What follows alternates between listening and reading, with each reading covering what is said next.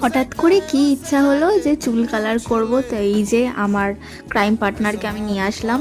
তো এখানটায় হেনা আমি আগেও ইউজ করেছি। হেনাতে বেশি কিছুই না, চায়ের লিকার আর ডিম দিয়ে হেনাটা খুব সুন্দর করে গুলে নিতে হবে, খুব ভালো রেজাল্ট আসে। তোমরা যে কালার করতে চাও সেই কালার করতে পারো।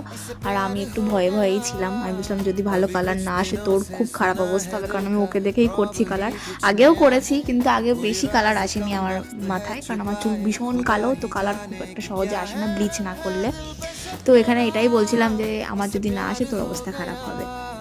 তো ও হাসি খুশি করে দিচ্ছিল আমার। আর যেহেতু আমার চুল অনেক বড়, তো প্রায় ধরতে গেলে একটা প্যাকেটই লেগেছে, আর একটা প্যাকেট হলে ভালো হতো। আমি তো 12:30টায় বসেছি আর প্রায় 3:30টায় উঠেছি। মানে ও মাখানো তাড়াতাড়ি হয়ে গেছিলো, কিন্তু এতক্ষণ রাখতে হয়েছে। তারপরে চুলের কালারটা আসলে আমি বেশি করিনি, কারণ আমার খুব চ্যাটাক লাল পছন্দ না, হালকা শাইনি। এখন তো রাত্রেবেলা বোঝা যাচ্ছে না, কিন্তু রোদে গেলে আরও ভালো বোঝা যাবে। তো আজকের জন্য এইটুকুই, টাটা বাই।